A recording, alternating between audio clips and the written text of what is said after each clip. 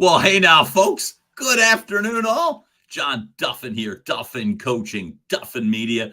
Welcome back to another episode of JD's Killa Conversations.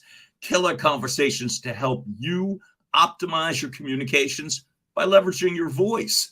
And I'm thrilled that you get to be here. And folks, I have the privilege that I get to be here on Facebook Live. So if you're checking me out on Facebook, just know that I'm very grateful.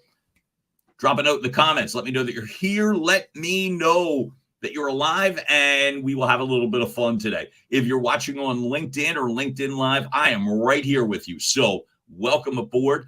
I get to see the comments. So whether it's Facebook, whether it's LinkedIn, whether it's YouTube, each of the three cases, I get to see you. So wherever you're coming from, I get the gift of seeing your comments and questions and feedback and what have you. And am I talking too loud? Am I sitting too close?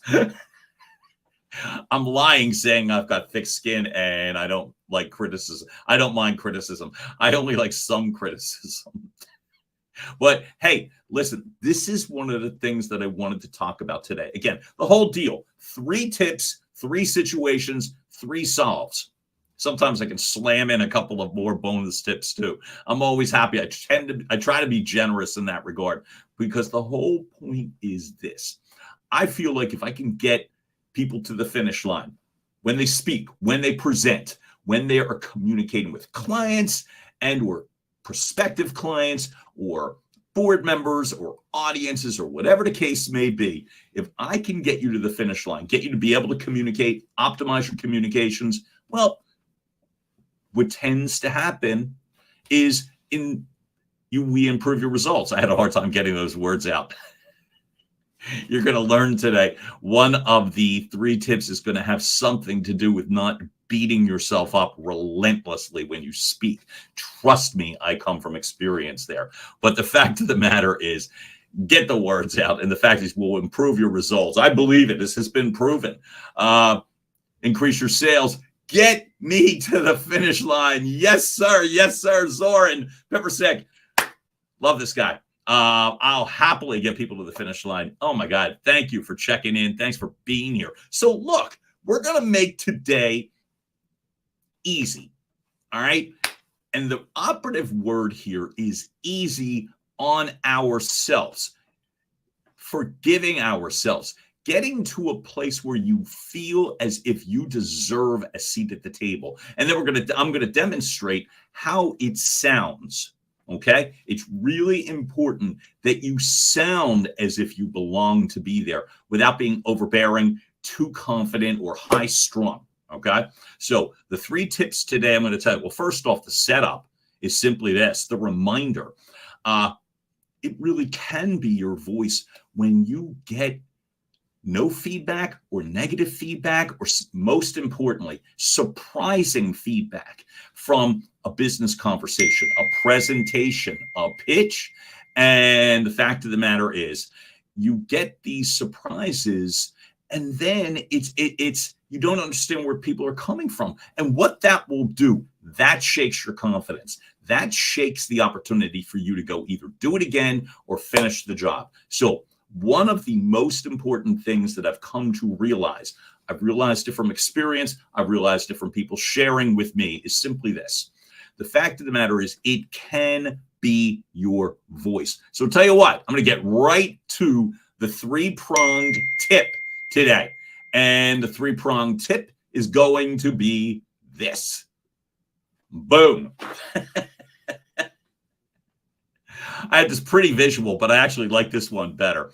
It has to do, and I call this love connection. If anyone is watching me live or on the replay that remembers this hideous late night show, sorry, I was watching it, when I didn't understand the benefits of going to bed at a decent time decades ago, right? It's called Love Connection, cheesy dating type show, right? Well, this ain't it, just so that you know. But it is a reminder. The 3 tips all bundle into this 3-way connection. The fact of the matter is, the only way that presentations, speeches, presentations, any sort of a communication business especially, but personal too, is when you do the following. When you're able to connect to the audience or the viewer or the listener, number one, you being, or let's say this better, you demonstrating through your confidence and through your voice that you've got a command of the material that you're talking about. It could be something as simple as a quick follow-up or as complicated as a lengthy PowerPoint presentation. And anywhere in the middle, this is your responsibility. Getting the audience to connect, that's your responsibility, okay? And I don't mean this to sound ominous. What I'm simply saying is, you want to sound good? People are like, oh, I can't speak, I can't present. And I'm going to say, yeah, you can, because everybody sounds good. But you want to sound great in a business setting. Learn to be able to fully connect you to the audience, you to the content that you're presenting, the story that you've created, and with the help of the audience, because these are not novels. And then making certain that the audience, the listener, the client, whoever, connects the fundamentals. And I'm going to tell you right now, that sounds like a lot of research and words, and it's your voice. I'm telling you, it's your voice. People need to know that, number one, you got this, and number two, there's no bad surprises. So I'll ask a couple questions if anybody wants to chime in. That is great. Who gets nervous before they deliver a presentation?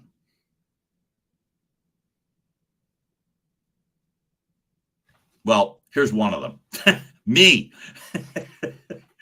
This is when I have complete command of the material, or a really comfortable audience setting, or a brand new setting. I get nervous before every single presentation. That used to really bother me. And I'm going to suggest right now, understand it is one of the most normal things. Most speakers feel something. You should feel something when you're going into a meeting, a follow-up, a speech, an opportunity. You should feel something. That's why you have a heart. That's why you have a pulse. Now, it's great that you feel excited, and we're going to transpose words here. Instead of nervous, we're going to go with excited, right? Well, we are excited for these opportunities, but you want to make sure you don't sound nervous, excited. You don't sound too aggressive, right? That happens. Who's heard people that sound too forceful or aggressive when they're speaking? And especially in a business setting. What's your reaction? Yeah, I hear you. Thank you for that, Chris. Right. The fact is, yeah, if you don't feel good, you don't feel good. I'm going to turn this around today. So with the 3 tips that we're going to go with, number 1, understand that it is your responsibility, yours, to make certain that all 3 of these connects happen. You to the audience, you to the content that you are providing or were asked to provide, and then making sure the audience connects to it as well. So right for that, we got our three circumstances. Let me give you a really specific example. Okay. I was at a client meeting. This is several years ago, right? But the circumstances still apply. So I'm at a client meeting. I was going with one of my salespeople at the time, large communications company. And I was brought because I was asked to go. I was the manager of this person, and it was their key account. We are driving over. We're driving together. And the salesperson says to me, I'm reinforcing, hey, I just want to make sure that we're going, because you had shared with me that we're going to be presenting some additional ideas. They wanted a general follow-up, and they wanted to hear some new things that we have on the table. Is there anything else that I should be aware of? Anything else? One more time. We're going to get back to the checkpoints in a moment. But what I was told, no, we're just going to go over. We've got this event and this parade and whatever, right? We go in and the 3 clients come out. And if you're watching me, I'll give you their facial expressions walking into the conference room. All right, here you go.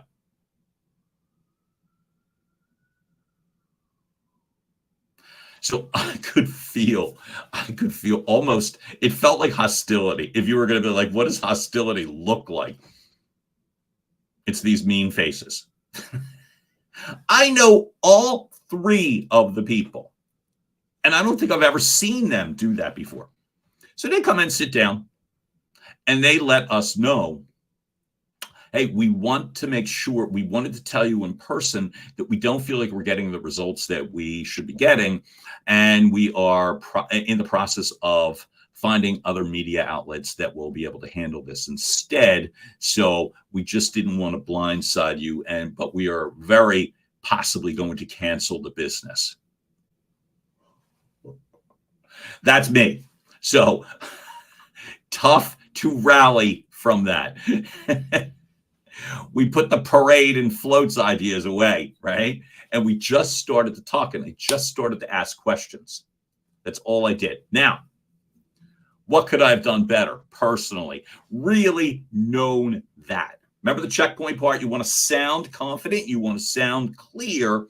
Nobody likes bad surprises, and it goes both ways. So you walking into a situation, singular client, singular colleague, group of colleagues or clients, boardroom, whatever the case may be crystal clear, including the day of exactly what they're thinking you're going to be there for. The worst thing that can happen with an abundance of communications back and forth will be what a former client said about me during another client meeting. And he was telling my boss, and he was saying it like a compliment. The words weren't, oh, this guy's, he said, he is a very friendly pain. Yo, a very friendly pain. Well, thank you so much for that. But you know what he meant? That I follow up a lot. So that's the first thing, making certain the easiest way to connect with your audience, right, is to know what they want and give it to them. How does that sound, you may ask, right? In a prior training, we talked about the slingshot approach, where it's literally taking a couple steps back and then launching forward. Well, the way that sounds, and I made fun of the old episodic television shows where they used to say things like last week on, or previously on General Hospital. Don't ask me how I knew that. But what I was going to say is how that sounds is friendly, confident, and giving. You heard them. So how does it sound? Oh, look, you had told us that you were uncomfortable with the results of the campaign. You were looking at us for solutions. And I'm coming today because I wanted to make certain that I understood all of the concerns. I don't want to leave anything on the table. So what I'd like to be able to demonstrate today is that we've got a grasp of the entire situation so that when we come back, we can blah, blah, blah, blah, blah. Okay. So that sounds a whole lot better than, all right, well, I didn't know there was a problem. I thought we were good. And people don't want to hear defensive. People don't want to hear agitated. They don't know what it is. Even when you were blindsided, like I felt like I was, but shame on me. Okay. That is not their fault or problem. So all of what we talk about here at Duff and Coaching, Duff and Media, has to do with optimizing your communications. It has nothing to do with replacing the content with your voice, okay? So all of this is as follows, which is You having a grasp of what the other person wants to hear. Now, this works in every situation except your first time brand new business call, and it'll work there too, right? So we're going to get back to the connect in a moment. But your tip is this: know all of it and come to them with the sound of comfort that you heard them. If it is a great prior communication, hey, this is going to be cool, and they'll be like the first public speaking event that I had. This is great. We're oversold and blah, blah. I want to know that. I want every piece of information, okay? Because I connect to that. And my job always is to provide that back. By the way, you know what else that does? When you are literally delivering exactly what they want to the audience, what does that do? Right. It makes your job so much easier. You do not have to reinvent the wheel. You do not have to split an atom and demonstrate it on a stage. You do not. So the connection to the audience often comes from techniques while you're there, but techniques don't work with lack of prep.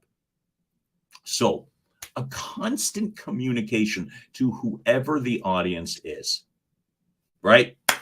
Number 2, know the story and tell the story like an expert. That has to do with you, with the content. If you are coming to a singular client, following up on anything, the key to what you're talking about is that you fully grasp it from beginning to end, and you need to sound like it.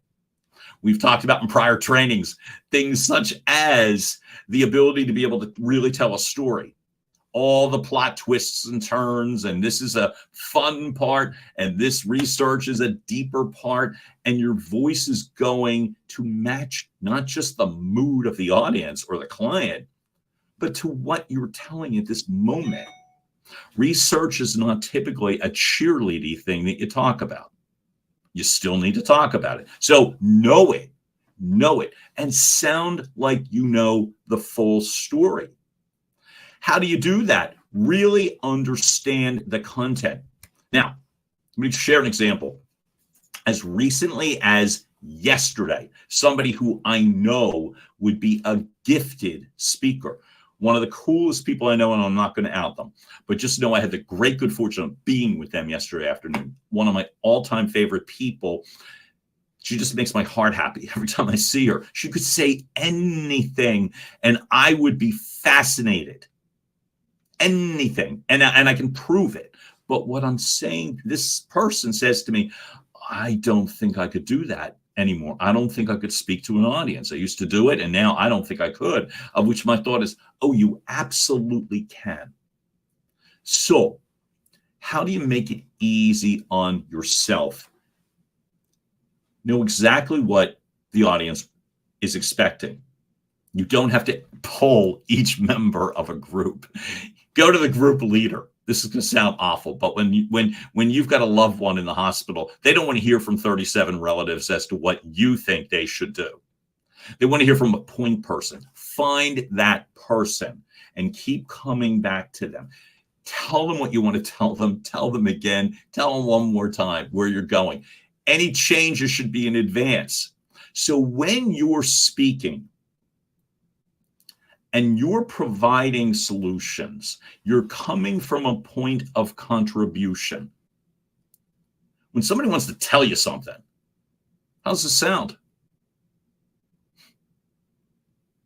Yeah, bossy. I love that word, by the way. Thank you for that. Yeah, bossy. One-sided. It sounds aggressive. Let me tell you something. Well, if you shifted a singular word, watch how your voice goes. I was taught this in voiceover land from a great coach, Mark Cashman. Replace tell any single time you're going to use it with the word share and see how your voice goes. All right. So I want to share something with you. I'd like to share this with you. I was thinking about you, and I just thought I thought I'd share this. The word helps your voice, but pay attention to your voice. Hey, I want to share this. I'm sharing this, all right? I'm exaggerating for a reason. But here's the cool part. You are in a position where when you are sharing, coming from service, coming from contribution, and it's something they want, because ask them, you know, best part about weddings anymore, people are real specific in their registries, right? How many weddings has anybody been to? And honest to God, it's like, okay, each and every appliance is marked by serial number and price and color. And so it's like, well, and then you pick one and you send it to them and they're blown away. Oh my God, this is the best toaster. You're welcome. Well, it sounds so much better. Your voice sounds so much better when you're offering something, giving something, sharing something, providing something, and it's something they want. Hey, how does this sound? I'll say when I'm speaking. Hey, I remember we were talking about you wanted to know some solutions in regards to how to increase sales. It was an automotive company that I talked about before with the mean faces that one day.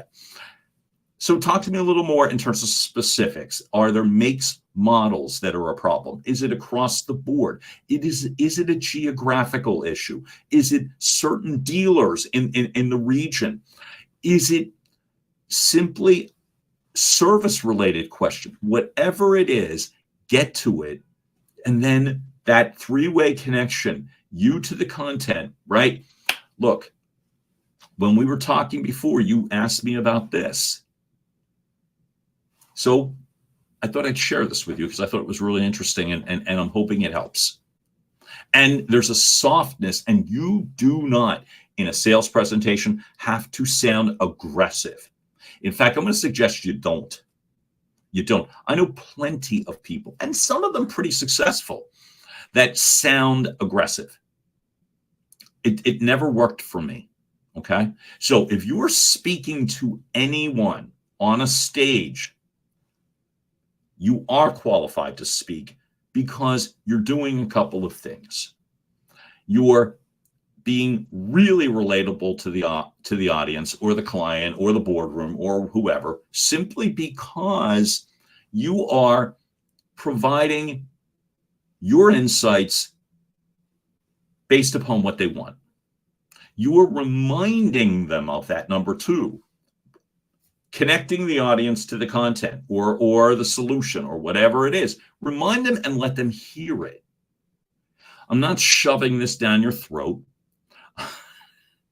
I'm not here to close you with my parade. I'm here to provide this because you would ask me, and it sounds as if you're coming from contribution. Sometimes the words really do matter, but your ability to know the story really is important. Because number three, you got to make sure the audience buys into your story.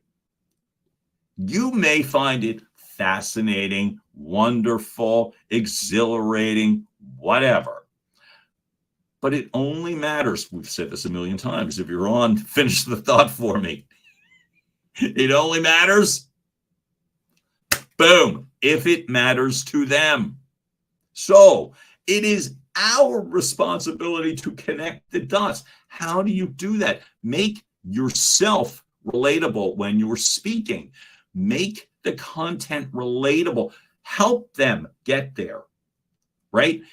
Anytime, I keep coming back, when you're coming from a point of contribution, service, help, you sound a certain way. Help them, right?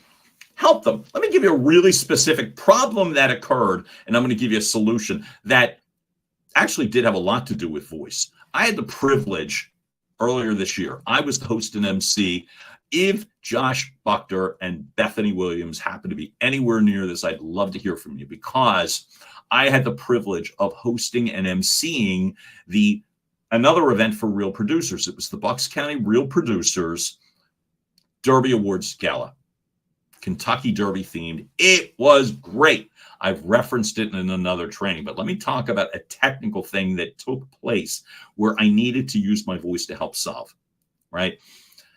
One of the privileges for the presenters and the presenting sponsors was they get to come on stage and announce the category nominees. You're like, whatever. Okay, here's why it mattered. Then a recording, which happened to be of my voice, gives all the names of the nominees. So the presenters are not burdened with 13 people where they have to know their name and pronounce. So it's simply, we're happy to be here. We from blah, blah, blah bank are thrilled to be here. And now the category, blah, blah, blah. So here's the problem, right? The tech's not working. Nobody can hear the video that's playing. It's crackling and then it just goes dead. But you can see the people, right? So it's silence. And the presenter is like, I don't know what to do. I literally asked, as I said, it was just knowing the story and knowing how to connect the dots helped me to do the following. I literally asked for the mic from the presenter. I asked for the mic. They handed it to me. I announced all of the nominees. Why? Because I knew them. How did I know them? I recorded all of that. So I had communications back and forth with the hosts, the organizers, about how do you pronounce blah blah's name? Is it John Doofin or sorry, I was called that once, and that's a traumatic story for another time. You want to get to me? Call me John Doofin. But the fact is, right, Pete Bernard? Doofin. But is it or Duffin? Oh, okay, Duffin. Got it. So I pronounced the nominees and I followed the video along, and it worked. And here's how it worked. The nominees who are all there all show up because it's their big night and they're all dolled up and they're hoping to win. And this is their moment, right? So they feel great because they're hearing their names. So when I say connected to the audience, that's a most literal example of what I mean. Make certain that the audience gets it. Don't just assume they're going to get it and like it. Often we do that. And that's the three-way part, right? You to the audience. We've talked about techniques to make certain. Keep going back to water the plants being the easiest one. Find the friendly faces and talk to them. You to the content. Do not come in sloppy and unprepared. Know the whole story, because when you're speaking, it is less important to remember bullet points. It's really important to know every point of the story. And then making sure the audience is connected to your responsibility, whether it's one person, a few people, a large sea of people, it's all on you. Now, before we wrap, I'm going to make a reminder to people, right? Here's the reminder. That sounds like I'm putting more of a burden on you as a speaker. And then you'll be thinking, I got to carry all this in my head. And I'm going to tell you, it's less of a burden. What I'm looking to do is take the pressure off of you. Simple reminders. When I had that conversation with my dear friend yesterday, and literally I said to them, I said, you would and will be an amazing speaker. People want to hear you. You always are coming from a place of service, and that translates to your voice. So takeaways for today, in addition to those three, a couple of bonus things. Don't worry about each factoid. Don't. That's where people get freaked out. Attorneys, when they are reading depositions, are not speaking extemporaneously, right? Accountants, when they're running over the financials, are never winging it, nor should you. For the data details, read them. Read them. The story is for you. So if you're remembering why it matters, and you're sharing with the enthusiasm that I know this, I got to. Number one, I know this. Number two, I got you. and we're going to figure the solution, and I'm going to present the solution. I've done my homework, and they hear that confidence in your voice. It resonates. Data details, if you get stuck, read it. That's okay. Literally read, but know it before. The last thing I'll say is your presentations should never be a surprise to you. It should never act as if it is, the only way it's a surprise if you don't know it. So when you know it and you're sharing, if you slip up on a bullet point, no one's going to care. If you slip up on the point of the story, why you're presenting it, they're going to care. So take the pressure off of yourself when you're presenting or speaking, right? That three-way connection is money, because you do the work, you do the homework, then you get to optimize your communications by leveraging your voice to make certain that your message is received, your intended message is received, delivered, and appreciated. So you're taking every bit of doubt, and that's the thing I want to instill today. Take the doubt out of yourself when you're coming from the direction that I'm talking about. You're a problem solver. You're going to let them know you're a problem solver. Here's why I presented this. You and I talked before, or something. Bring it in, because when you do that, you don't have to feel the pressure of, I got to win over this group of strangers. You kind of don't. You need to win over the person that matters. If it's a presentation, it's the organizer. You got to win them over. How? It's easy. Communicate with them, right? And then speak as if you knew it. Nothing conveys confidence more than the inherent knowledge that I know something and I know you're going to like it. But you don't have to guess. People don't like bad surprises, so don't give them to them. All right? So, folks, those are my top 3 tips for the day. You want to find me? You want a 30-minute discovery call? If you want to go any further, you can find me easily, as they say. See that QR code? I love it. Click the QR, screenshot the QR code. It'll have all my contact information. Email me, call me. My email is easy, jd@duffinmedia.com. Email me, but use the QR code. It's even easier. It gets you to my website, all the fun stuff. I am easy to find on social media. And then, as I said, that discovery call, we can talk more about the system that I've created, how it can work, and how we can customize it for you, your needs, your ability to excel. If you choose to go even further, well, there's an opportunity. And the ticket for that discounted opportunity will be sending me the email and showing up for these webinars. I'm very grateful to all of you, right, for showing up for me again today. It's John Duffin here with Duffin Media and Duffin Coaching. Have a fantastic day. Be well. We'll definitely talk soon. All right now. Bye-bye.